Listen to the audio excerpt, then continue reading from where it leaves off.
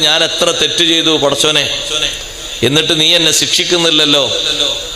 ആ കാലത്തെ നബിയിലേക്ക് അള്ളാഹു വഹി അറിയിച്ചു, നിങ്ങൾ ആ മനുഷ്യനോട് പറയണം, കമ്മിൻ ഉഖൂബത്തില്ലി അലൈക് വൻത ലാ തശ്ഉർ, ഞാൻ എത്ര നിന്നെ ശിക്ഷിക്കുന്നുണ്ട്, നീ കഥ അറിയുന്നില്ല. ഇനി ഞാൻ ഒരുപാട് ശിക്ഷിക്കുന്നുണ്ട്. ഒരു അറിവുള്ള ആളെ സംബന്ധിച്ചിടത്തോളം വലിയ ശിക്ഷ എന്താണ്? ആ അറിവിനെ കുറിച്ചുള്ള അബോധാവസ്ഥ, പഠിച്ചതൊക്കെ മറന്നുപോവുക. എൻ്റെ മുന്നിലിരിക്കുന്ന ഉമ്മമാര് എത്ര ആയത്തുകൾ, എത്ര ദിക്റുകൾ, എത്ര സൂറകൾ കാണാതെ പഠിച്ചിരുന്നു.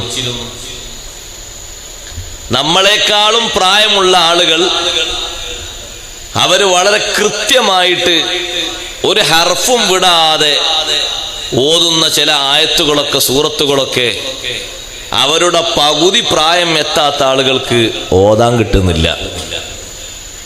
എന്നാൽ അവർക്ക്, ആ ഉപ്പാപ്പമാർക്ക് അല്ലെങ്കിൽ പ്രായമുള്ളവർക്ക് സർട്ടിഫിക്കറ്റ് ഒന്നുമില്ല.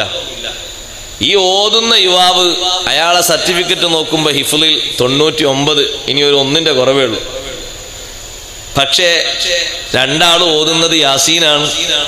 എന്നാൽ ഈ ഓതുന്ന ചെറുപ്പക്കാരൻ യാസീൻ അങ്ങനെ അവിടുന്ന് ഇവിടുന്ന് ഇങ്ങനെ മാറിപ്പോകുന്നു.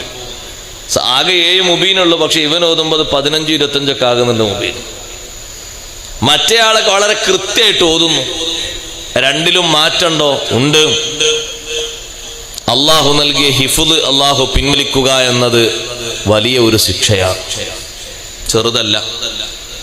ഓർമ്മക്കുറവ്,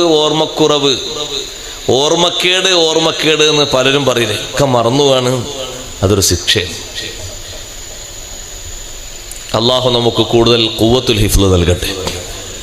അതുകൊണ്ടാണ് ബഹുമാനപ്പെട്ട ഇമാമുന ഷാഫിഈ റളിയല്ലാഹു അൻഹു ഇമാം മാലിക് റളിയല്ലാഹുവിന്റെ അടുക്കൽ ഓതാൻ വന്നപ്പോൾ, മുതഅല്ലിമായി വന്നപ്പോൾ, മഹാനവർകൾ ഇമാം ഷാഫി റളിയല്ലാഹുവിനെ നോക്കിയിട്ട് നല്ല ലക്ഷണമൊത്ത ശിക്ഷന, എല്ലാ അർത്ഥത്തിലും പൂർണ്ണ ലക്ഷണമൊത്ത ഒരു ശിഷ്യനായപ്പോ ആ മോനോട് കൊടുക്കുന്ന ഉപദേശം, ഇത്തഖില്ലാ, നീ അള്ളാഹുവിനെ തഖ്വ ചെയ്ത് ജീവിക്കണം.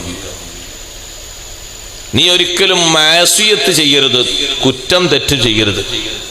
അപ്പോൾ ഇൽമു ഉയർന്നു പോകും.